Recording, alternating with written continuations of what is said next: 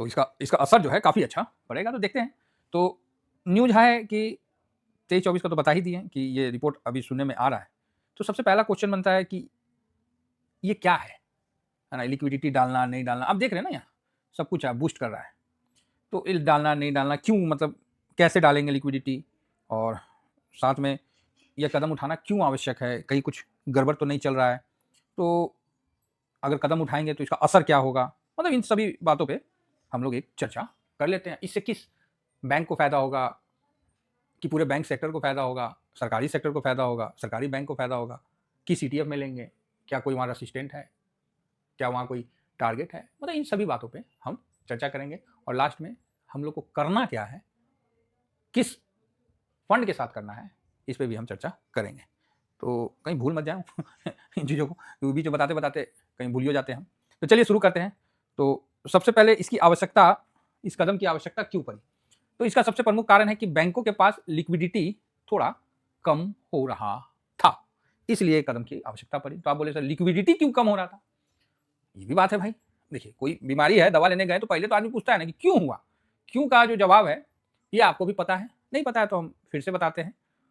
तो यहाँ देखिए 40,000 करोड़ 23 दिन में बेच दिया है जनवरी में, और पिछले एक साल से कंटिन्यू बिकवाली ही चल रही है, इसमें आप लोगों को भी कोई संदेह नहीं होगा। और इस तरह आप देख सकते हैं पिछले साल जनवरी में तो 87,000 करोड़ बेचे थे, फरवरी में 58, 59, तो इस तरह से मतलब बिकवाली आपको कंटिन्यू चल रहा है और अभी भी चल रहा है। और इस महीने 40,000 करोड़, ठीक है, तो 40,000 करोड़ तो अभी बेच दिए FIS ने, और 2 लाख करोड़ डाल रहा है। हजार के बाद लाखे होता है, तो 40,000 तो ऐसी दिख रहा है कि ये तो ले गए, तो लिक्विडिटी तो कम होगा ना सर। जिस तरह FIS बेचते जाएंगे तो आज ना कल तो लिक्विडिटी कम होगा। अब लिक्विडिटी कम होगा तो फिर वहां पर ही आपको लिक्विडिटी डालना पड़ेगा, नहीं डालिएगा तो मार्केट क्रैश हो जाएगा, मार्केट खत्म, मतलब आपका भरोसा खत्म हो जाएगा, क्योंकि जब ट्रेड के लिए पैसा ही नहीं रहेगा तो कोई आएगा। उदाहरण के लिए आप समझ सकते हैं कि अगर आप किसी बैंक में पैसा जमा कर रहे हैं और बैंक में जब गए पैसा लेने, उसका ATM में पैसा पैसा नहीं है, फिर आप बैंक में गए, बैंक भी बोल रहा है भाई कैश नहीं है, तो काम चलेगा? तो जवाब है नहीं चलेगा। बात समझ गए? इसलिए ये डर और ये पैनिक ना फैले, इसलिए RBI यहां पर ही लिक्विडिटी डाल रहा है। इसका डालना अनिवार्य था और इसका हम लोग को मतलब अंदेशा था, इसीलिए हम लोगों ने पोजीशन भी बना लिया है और इसका आपको स्क्रीनशॉट भी दे दिया है। स्विंग और शॉर्ट स्विंग मेरा 2 चैनल है, स्विंग तो सब ज्वाइन करिए, और ये तो फ्री है, तो फ्री वाले के पास तो रखिए ही रखिए। तो आपने देखा कि उसमें हम लोगों ने पोजीशन बना लिया। हमने जब पोजीशन बनाया वहां से गिरावट भी है, 2% के आसपास का गिरावट है, कोई बात नहीं, मार्केट में ऐसा तो गिरना उड़ना तो चलेंगे ही ना, है जब बाहर निकलिएगा तो कभी धूप कभी छांव, ये तो होता ही रहता है सफर में। तो हम लोगों ने ऑलरेडी पोजीशन बना लिया है, हालांकि पोजीशन बनाने के बाद भी 2% गिर गया, कोई बात नहीं। बैंक निफ्टी में ऑलरेडी पोजीशन है, वहां भी 2% गिर रखा है, ठीक है। तो ये न्यूज नहीं आया था, हम लोग ने 22 तारीख को ही पोजीशन बना लिया। न्यूज आने से पहले ही हम लोगों ने पोजीशन बना लिया। क्यों बनाया?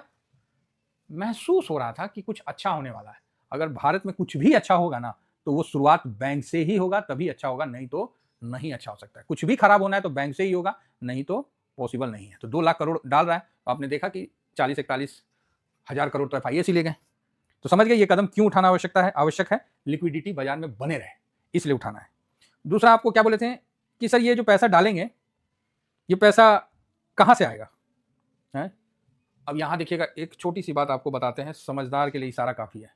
2 लाख करोड़ बोल रहा है कि डालेंगे, हैं? क्लियर है? तो आप बोलोगे हाँ। अनाउंसमेंट हो गया, आप बोलोगे हाँ। अब आप ही बताओ कि 2 लाख बोल के कहीं इतना डाल दिए, तो इसका कौन जिम्मेवार है? कौन जानता है कि कहीं इतना डाल दिए? तो सर रिपोर्ट तो आता है कि इतना लिक्विडिटी सब जोड़ लेंगे तो आ जाएगा, अच्छी बात है। कम डाल दिए हैं तो इसका कौन सा मतलब, देखिए हर चीज पे संदेह है तो होता है, क्योंकि ये शेयर बाजार है और शेयर बाजार में संदेह ना हो तो ऐसा मतलब मुश्किल है। लेकिन आपको संदेह भी करके कुछ नहीं कर सकते, पहली बात तो ये, क्योंकि ये एक ऐसे जगह पे बैठे हैं जहां गलत बोलना अनुचित है, और ऐसे भी कम ही बोलते हैं, और इन्होंने ग्राउंड में करके भी दिखाया है, जिसका असर आपको बॉन्ड भारत के उस पर पड़ रहा है। जैसे बॉन्ड हम लोग खरीदते हैं ना, LT गिल्ट बीज, जब से ये अनाउंसमेंट हुआ है, LT गिल्ट बीज जो शेयर है, आपको रेपो रेट डाउन होता हुआ दिखा। ये अपना एक बॉन्ड है जिसने 6 महीना में कोई रिटर्न नहीं दिया, और पिछले 6 महीना से ही आपने देखा कि रेट कट के साथ, क्योंकि वो ट्रम्प का टैरिफ आ गया, तो उससे पहले से ही, चाहे उसी समय से रेट कट भी होने लगा, लिक्विडिटी भी डालने लगा। तो लिक्विडिटी क्यों डाल रहा था? तो FIS का सेलिंग था, तो लिक्विडिटी डाल रहा था। तो अब ये है कि अब 2 लाख के बदले 3 लाख करोड़ डाल दिए, तो इसका कोई है क्या? नहीं, इसका जो है कोई एक्यूरेट कोई ना कोई बैंकर बता सकता है, ना कोई बता सकता है, क्योंकि आप किसी भी चीज़ में जब ढूँढने जाइएगा ना, आप उसमें फँस जाइएगा। लेकिन हम लोग को इस जगह भरोसा करके काम करना पड़ेगा और विश्वास करके, क्योंकि विश्वास ही है जो आप कर सकते हैं, इसके अलावा तो हम कुछ नहीं बोलेंगे। तो यहाँ आप देखिए कि यहाँ 6 महीना से कोई नहीं, तो ये कंफर्म होता है कि लिक्विडिटी डाला गया है। अब ये ज़्यादा डाला गया है, इस पे भी अब प्रश्न उठता है, कहीं सोच रहे ज़्यादा तो नहीं डल गया है। तो जो भी हो, आप समझ सकते हैं कि जब पैसा है ना सर, छापा जाता है ना, उसका भी नियम कानून है, लेकिन सब तो सरकार के ही हाथ में, आप समझ रहे हैं। तो छापा जाता है तो उसी के अनुसार छपेगा। बाकी आप समझदार हो, इशारा हमने दे दिया है। अब आप बोलोगे सर खुल के बताओ, तो सर ये पॉसिबल नहीं है। ये बहुत अच्छा कदम है और हमें अपने आरबीआई जो चीफ मल्होत्रा साहब है, उनका हमें पूरा भरोसा है कि वो इसे हैंडल कर लेंगे। तो ये पैसा आएगा कहाँ से, ये भी बात है ना। सर 2 लाख करोड़ बोला डालेंगे, तो क्या छाप के डाल देंगे? नहीं।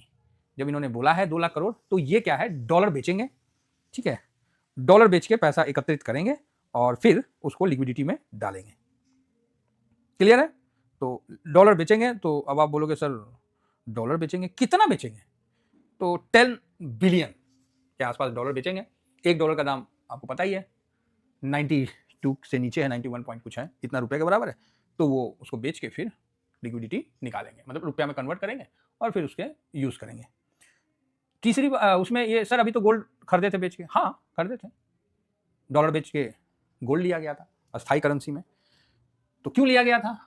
तो भारत में जो डिमांड है उसको भी लेके लिया गया था, लेकिन डिमांड का आंकड़ा तो साल भर में वैसा मजबूत नहीं निकल के आया है। फिर आरबीआई, सर देखो हर बात मत बुलवाओ, आप बस जो न्यूज आया उसको मैं आप तक कन्वे कर दे रहा हूँ बाकी उसके अंदर का माफी चाहूंगा, है ना। समझदार के लिए इशारा काफी, मैं अगेन रिपीट कर रहा हूँ। बस मैं इतना बोलूंगा कि जब सरकार रुपया डॉलर के बजाय जब गोल्ड ले रही है फिजिकल में, तो फिर आप क्या चाहिए, आपको थोड़ा सा तो बुद्धि को बल दीजिए कि जो इतने बड़े बड़े संस्था है, जो इतने बड़े बड़े देश है, वो गोल्ड क्यों ले रहे? पागल थोड़ी है ना।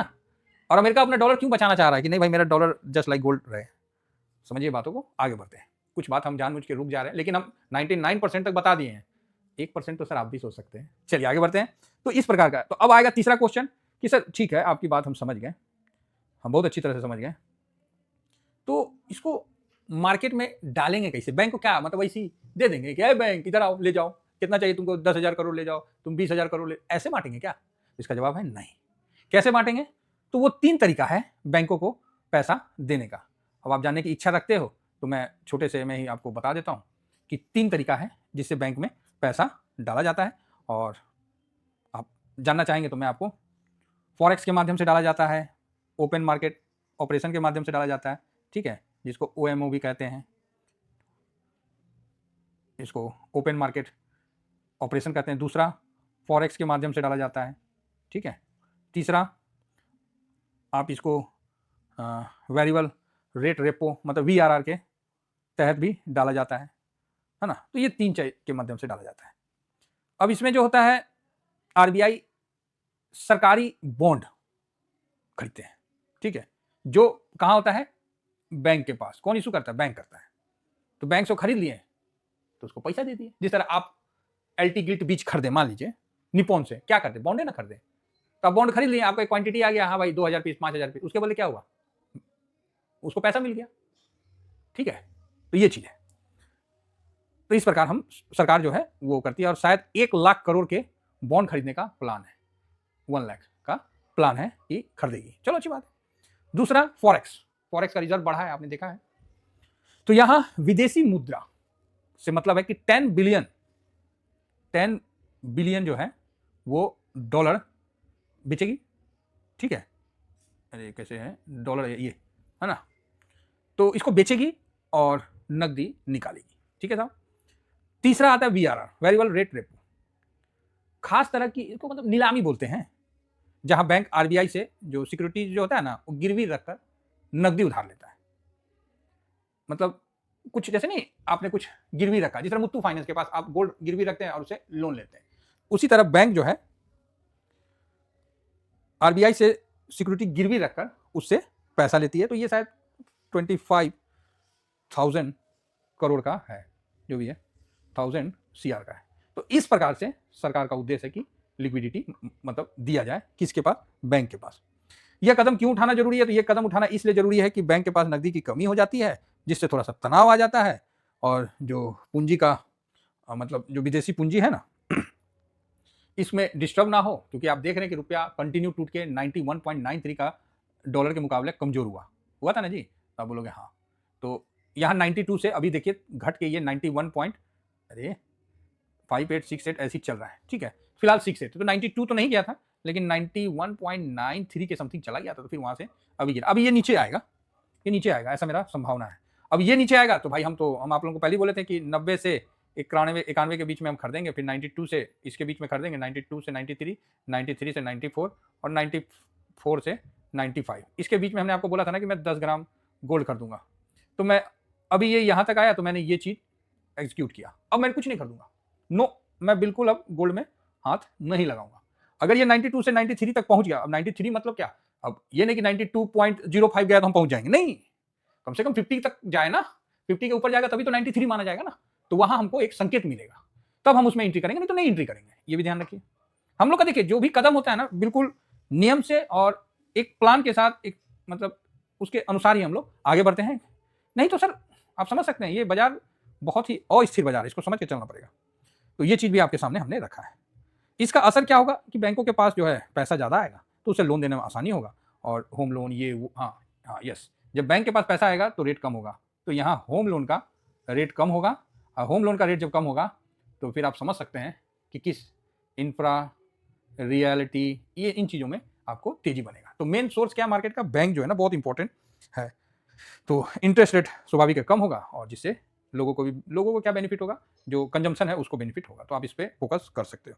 तो संक्षेप में हमने आपको ये बता दिया कि आरबीआई जो है बैंकिंग सिस्टम में 2 लाख करोड़ लिक्विडिटी डालने जा रहा है, उसमें ओएमओ, फॉरेक्स और वीआरआर के माध्यम से, है ना।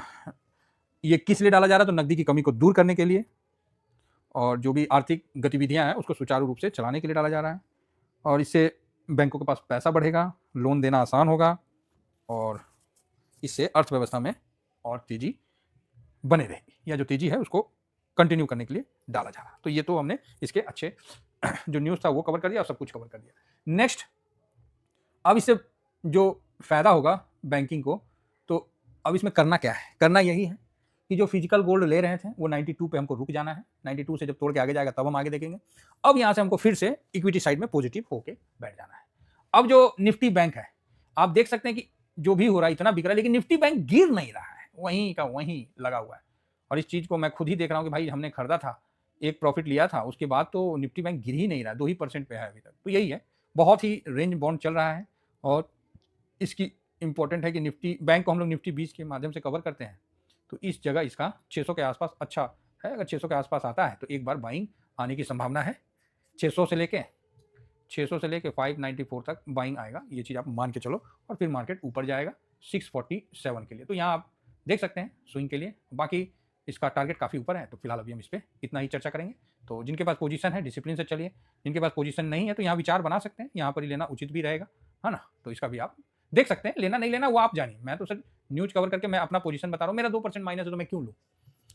सेम पीएसयू बैंक, ये हमने टॉप पे इस जगह अभी बाइंग किया है यहाँ, तो मुझे पता है, मुझे ऐसा उम्मीद था, अच्छा वॉल्यूम वैल्यू के साथ हुआ था, तो उम्मीद था कि ये ऊपर चलेगा और इस 102 के रेंज को तोड़ के निकलेगा, लेकिन अफसोस कि गया तो था 102 के पास, फिर वापस से नीचे आ गया, तो थोड़ा सा पैनिक करेगा, तो यही इसका बहुत अच्छा सपोर्ट लेवल निकल के आ रहा है। जैसे 97 पे बंद हुआ है, 97-70 पर, तो आप देख सकते हैं कि ये जो लेवल है ना, चाहे ये लेवल, इतना कोई भी एक लेवल होना पॉसिबल नहीं है, वो उसी तरह रहता है, तो ये 96 पर इसका एक अच्छा सपोर्ट बनेगा, तो टॉप पे है और न्यूज़ भी आ रहा है टॉप पे, तो आपको यहाँ एक पॉजिटिवनेस दिखेगा। अगर ये नीचे आएगा तो उसके लिए भी हमको तैयार रहना चाहिए, और डिसिप्लिन से वहाँ काम कर सकते हैं। बाकी पीएसयू कम से कम 10-15% गिरे तभी सेकेंड लॉट के बारे में हम सोचेंगे, सेकेंड लॉट के लिए हम 10-15% वेट करेंगे, ठीक है। ये चीज़ समझिए। बैंक निफ्टी के लिए नहीं, बैंक निफ्टी तो 5% ही काफ़ी है, वो तो 5% भी नहीं गिर रहा है, ठीक है। तो ये जब तक साइडवेज है, ठीक है। तो फिलहाल सर इतना ही करके आरबीआई का जो था वो भी कवर कर दिया, आपको ईटीएफ में भी कर दिया। तो जिनका 5% का स्ट्रेटजी बना रखे हैं वो 5% में चले, बहुत ऐसे लोग हैं जो बैंक में 2% पे लगा सकते हैं, तो यहाँ भी चल सकते हैं। तो इस प्रकार हम लोग शांति से आगे बढ़ेंगे। फिलहाल इतना ही कहकर अपनी वाणी को विराम देता हूँ। Thank you very much. जय हिंद, जय भारत।